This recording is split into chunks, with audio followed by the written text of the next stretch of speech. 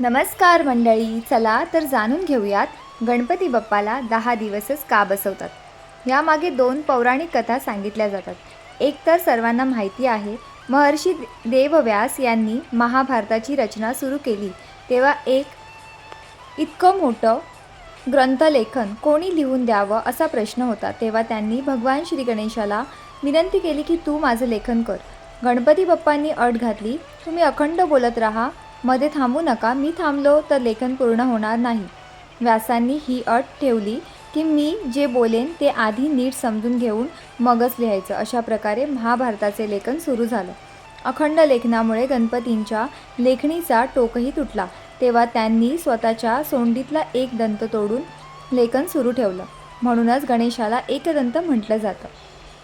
हे लेखन 10 दिवस चाललं. अखेर 10व्या दिवशी महाभारत पूर्ण झालं. त्यामुळेच मान्यता आहे की गणेश पूजन ही 10 दिवस करावं. 10 दिवसानंतर विसर्जन करून त्यांना निरोप द्यावा.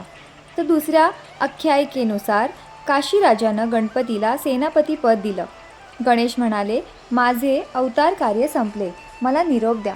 तो दिवस भाद्रपद शुक्ल चतुर्थीचा होता. गणेशाचं स्मारक म्हणून हत्तीचा मुखवटा घातलेली भव्य मूर्ती तयार केली गेली. त्याची स्थापना केली गेली. एक दिवस उत्सव केला गेला. गणेश हिमालयांकडे निघाले. वाटेवर प्रत्येक ठिकाणी त्यांचे भव्य स्वागत सत्कार होऊ लागले. मूर्ती स्थापन करून उत्सव साजरे होऊ लागले.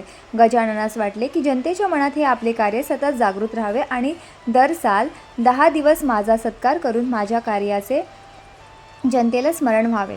गणपती बाप्पा नदीवर गेले, गायत्री मंत्राचा जप केला, जिवंत जलसमाधी घेतली. ही वार्ता संपूर्ण देशात पसरली आणि भक्त म्हणाले, वर्षातून एकदा 10 दिवस तरी भेटायला ये रे गजानना.